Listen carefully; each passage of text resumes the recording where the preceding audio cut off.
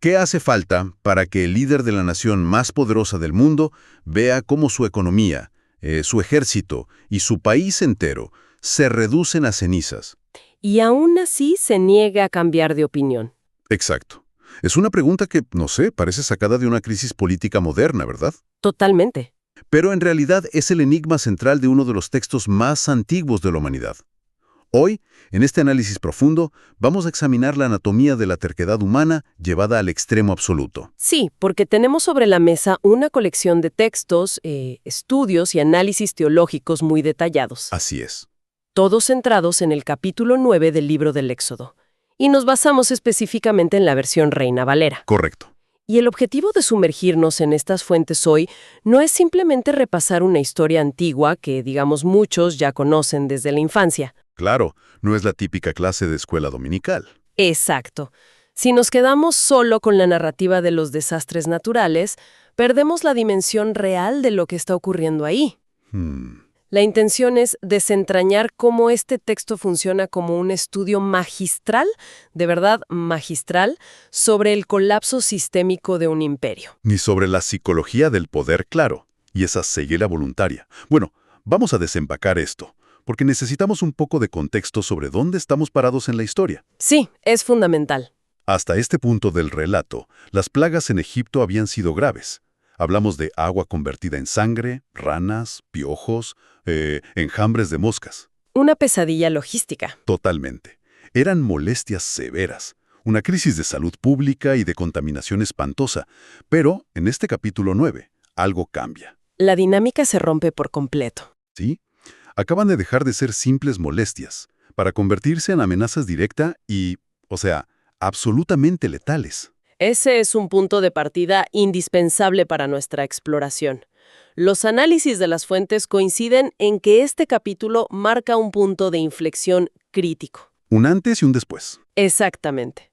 Las primeras plagas afectaban la comodidad, el orgullo y el orden diario. Pero lo que vemos a partir de ahora es el momento en que los juicios comienzan a atacar las arterias vitales. Lo que mantiene a flote al país. Claro, lo que sostiene a la superpotencia de esa época.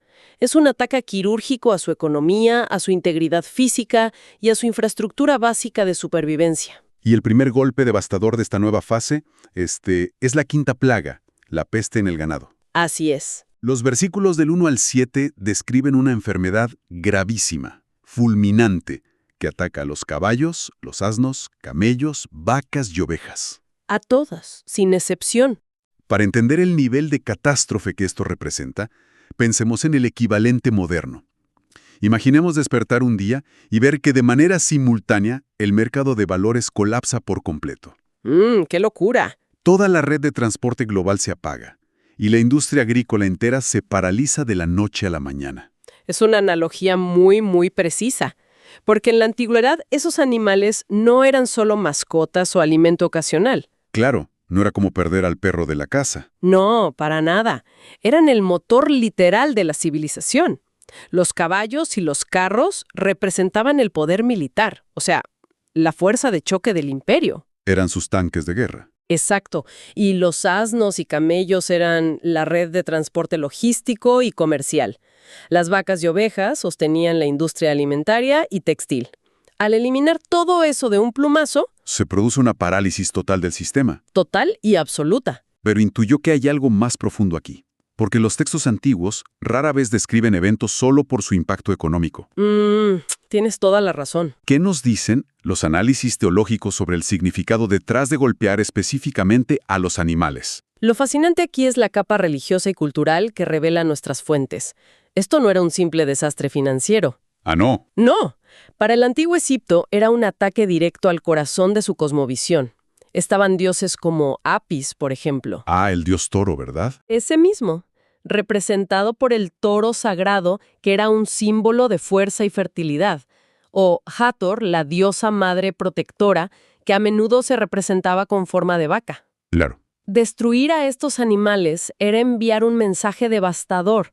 O sea, el Dios de los hebreos tiene poder absoluto sobre la vida y la muerte de los seres que el imperio considera sagrados. Y sus deidades protectoras no pueden hacer nada. Son completamente impotentes para detenerlo. Básicamente se desmantela la red de seguridad psicológica de toda una nación. Esa guerra de deidades me parece increíble porque expone que no se trata solo de un castigo, sino de una humillación ideológica total. Sí, los deja expuestos. Pero hay un detalle en la lectura que me dejó pensando. En medio de toda esta devastación económica y espiritual, el texto introduce el concepto de la distinción. Ah, sí, importantísimo. Se especifica que Dios hace una separación milagrosa y ni un solo animal perteneciente a los israelitas en la región de Gosén muere. Cero. Ni uno solo. Y la reacción del faraón es lo que, la verdad, me desconcierta. El relato dice que él manda a investigar. Envía emisarios, sí. Sí, envía a su gente y ellos le confirman empíricamente que el ganado de Israel está intacto. Así es, los mensajeros regresan y validan que el fenómeno es selectivo y milagroso. Pero, espera, si tiene la evidencia innegable frente a sus ojos, validada por sus propios investigadores. ¿Por qué mantiene su negativa? Exacto, es irracional. Si ves que una fuerza invisible está destruyendo tu país, pero protege a tu enemigo de forma quirúrgica, lo lógico es rendirse. Es que esa irracionalidad es exactamente lo que el texto quiere resaltar sobre la psicología del poder absoluto. A ver, explícame eso. Cuando la identidad entera de un líder está construida sobre la premisa de que él mismo es un dios en la tierra, admitir la derrota ante el dios de un pueblo esclavo requiere un nivel de humildad que, francamente, su ego no puede procesar. Claro, se le rompe el esquema. La disonancia cognitiva es tan grande que prefiere ver a su país arder antes que aceptar que no tiene el control. ¡Qué fuerte! Yo como observador me quedo sin palabras ante esa obstinación. Y esa obstinación ciega frente al colapso económico nos lleva a una escalada inevitable. Si destruir el bolsillo y el ejército de un imperio no hace ceder al líder, el siguiente golpe táctico tiene que cruzar una línea mucho más íntima. Exactamente. La crisis cruza la barrera de lo patrimonial a lo biológico. Pasamos a la sexta plaga, las úlceras. Un dolor físico directo. Y noto en las fuentes que la dinámica de ejecución cambia radicalmente aquí. Sí, fíjate que ya no hay aviso. Justo eso.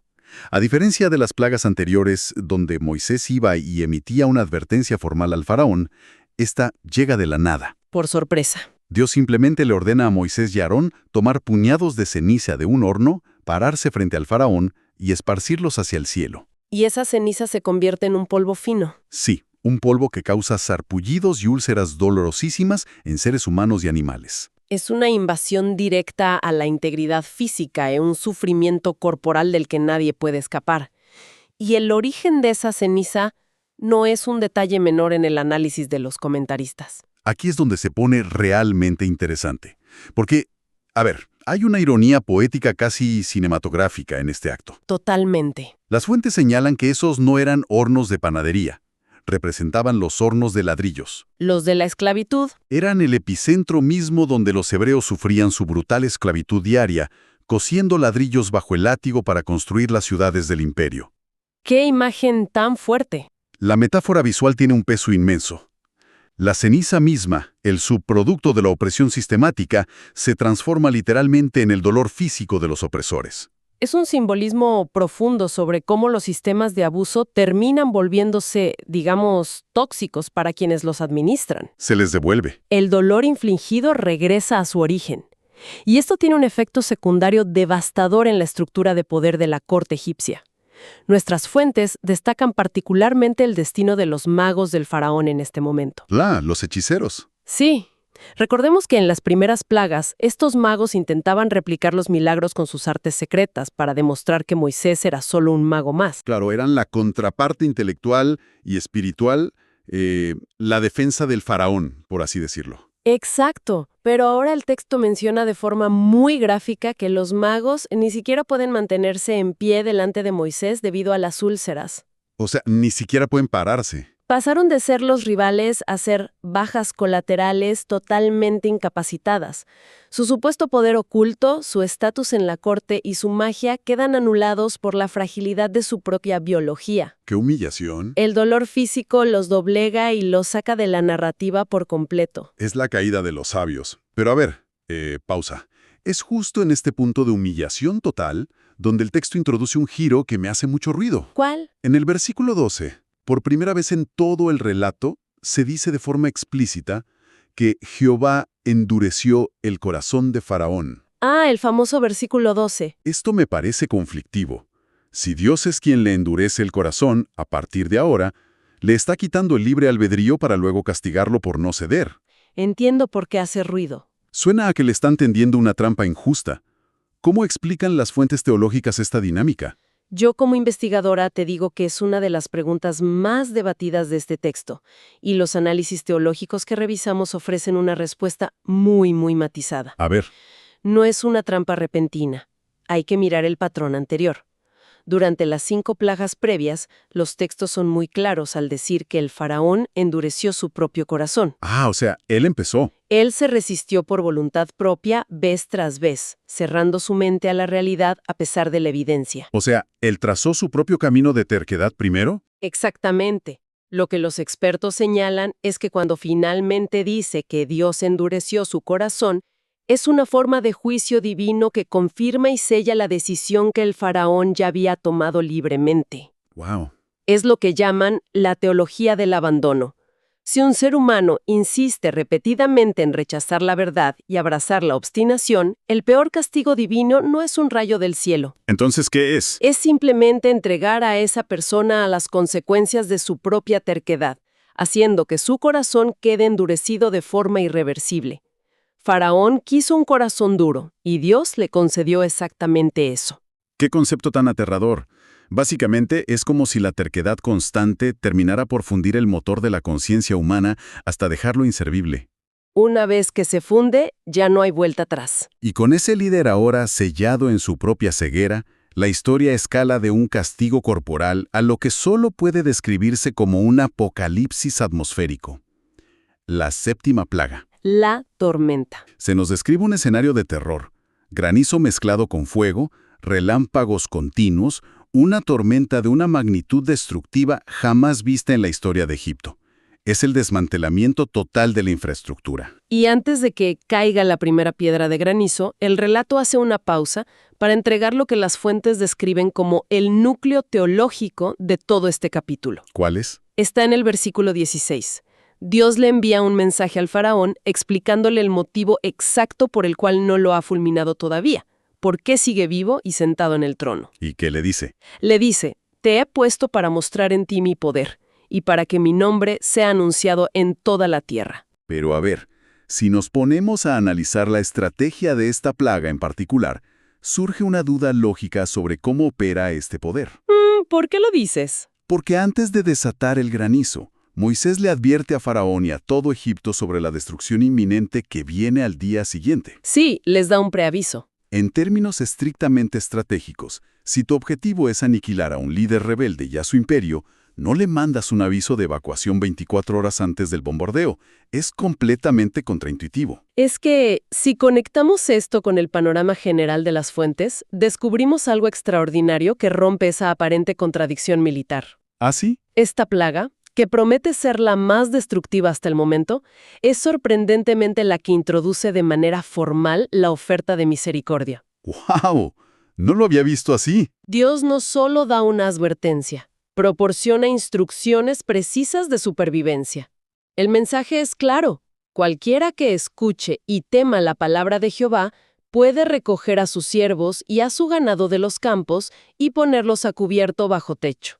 O sea, les da una salida. El juicio es ineludible. La tormenta va a caer, pero hay una vía de escape disponible para todos, incluyendo a los opresores.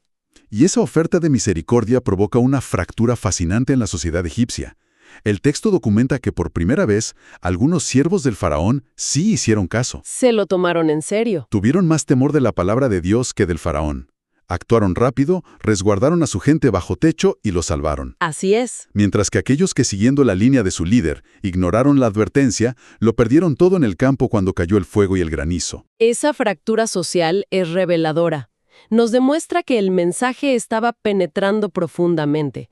Ya no era solo una batalla en las altas esferas, entre Moisés y el monarca. Y estaba a nivel de calle. Claro, la fe, o al menos un temor reverencial que llevaba a la obediencia, se estaba volviendo una realidad entre las filas egipcias. Además, a nivel mitológico, esta tormenta es otro golpe maestro. Contra otros dioses egipcios. Así es.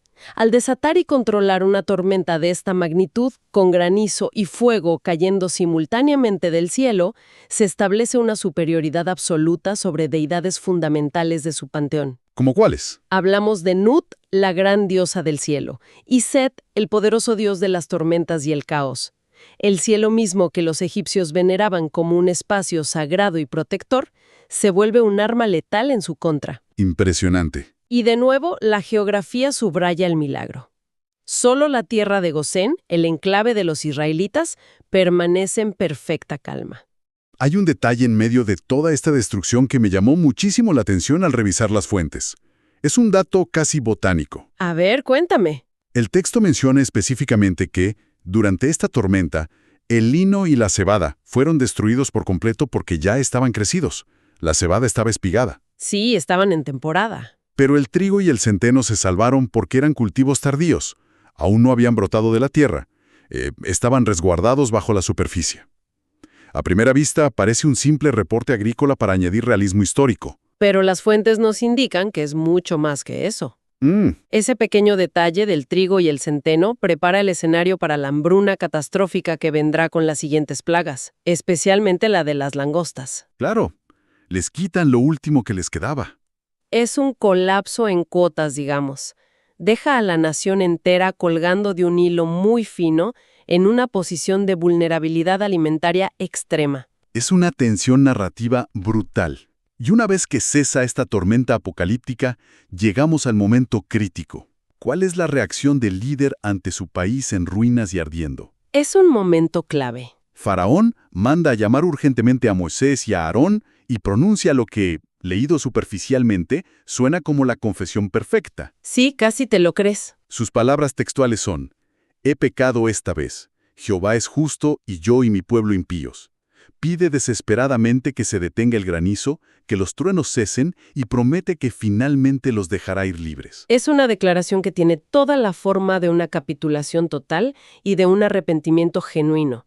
Utiliza el vocabulario teológico correcto al llamar a Dios justo y a sí mismo impío. Entonces, ¿qué significa todo esto? Porque si analizamos la anatomía de este momento bajo la lupa de nuestros autores, es revelador. Muy revelador. Esta confesión del faraón es el ejemplo supremo de la disculpa de alguien que, en el fondo, no lamenta en absoluto el daño que ha causado. Para nada. No hay dolor por la esclavitud impuesta, no hay reconocimiento real de su soberbia. Lo único que lamenta es estar sufriendo las consecuencias en ese preciso instante. Solo le duele el castigo. Es el terror biológico y psicológico hablando, buscando desesperadamente una válvula de escape para detener el castigo. Es el instinto de supervivencia disfrazado de moralidad. El análisis de la psique humana en este punto es brillante, y el texto nos muestra que Moisés es un observador demasiado agudo como para dejarse engañar por las palabras. Moisés ya se la sabe. Moisés se da cuenta de la zarza de inmediato. Le responde a Faraón diciéndole, en esencia, que sabe perfectamente que ni él ni su corte temen verdaderamente todavía a Jehova. ¡Qué fuerte! Aún sabiendo que es una mentira, Moisés sale de la ciudad, extiende sus manos hacia el cielo y los truenos y el granizo cesan al instante.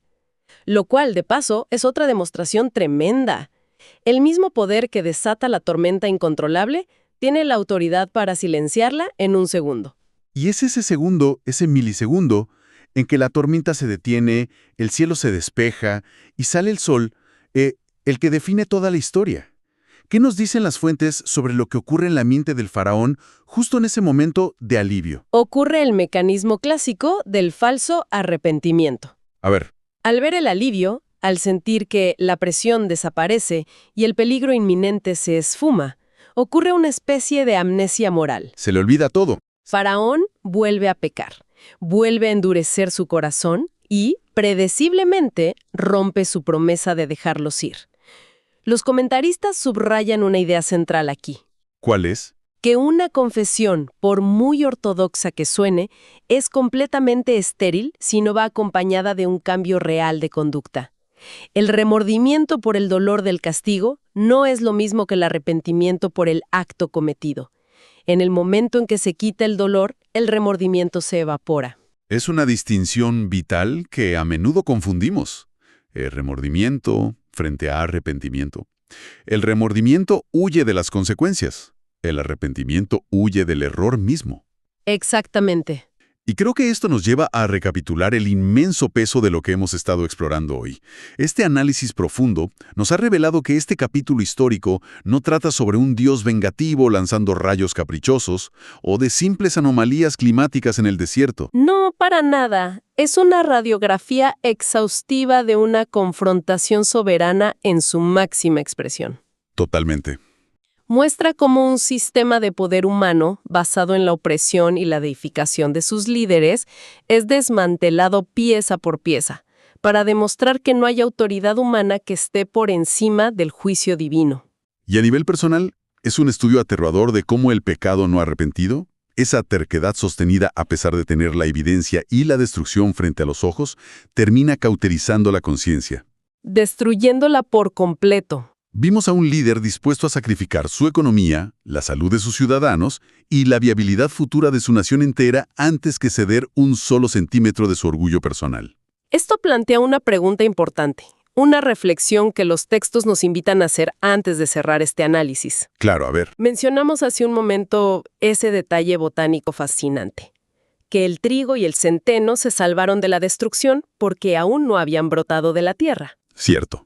Es muy fácil imaginar al faraón, después de que pasa la tormenta y traiciona su palabra, asomándose por la terraza de su palacio. Imaginemos la escena. Ve los campos de lino y cebada reducidos a lodo y cenizas, pero luego nota esos pequeños, casi invisibles brotes verdes de trigo que sobrevivieron bajo la tierra. Es fácil imaginarlo mirando esos diminutos cultivos como una señal de que no todo estaba perdido, convenciéndose de que su imperio aún tenía recursos para aguantar, para seguir resistiendo, para justificar su negativa a cambiar. Como si la mente humana buscara cualquier pequeña excusa, cualquier resto de normalidad para no rendirse ante lo evidente. Exactamente. Y la pregunta que surge de las fuentes es muy profunda. ¿Hasta qué punto las pequeñas misericordias diarias o los retrasos temporales en las consecuencias de nuestros propios errores son utilizados por la mente humana para justificar el seguir por un camino destructivo? Es una gran pregunta. ¿Cuántas veces convertimos el simple hecho de que aún nos queda algo de trigo en una excusa racionalizada para no cambiar de actitud, en lugar de ver ese respiro temporal como una última oportunidad absolutamente indispensable para corregir el rumbo antes del colapso definitivo? Qué imagen tan poderosa para cerrar. Esa semilla verde de esperanza falsa que termina alimentando la peor de las terquedades. Con esa idea resonando, despedimos nuestra inmersión de hoy. Ha sido fascinante. Agradecemos inmensamente el tiempo invertido en analizar junto a nosotros estos ángulos tan profundos de un texto antiguo que, de manera sorprendente y hasta incómoda, sigue teniendo el pulso exacto de la psicología y la naturaleza humana contemporánea. Así es. Porque al final, ya sea en la caída fulminante de un imperio de la antigüedad, o en el silencio de las decisiones que se toman a puerta cerrada hoy en día, la delgada línea entre la terquedad que destruye y el verdadero cambio que salva, a veces depende de cómo interpretamos ese pequeño brote de trigo después de la tormenta.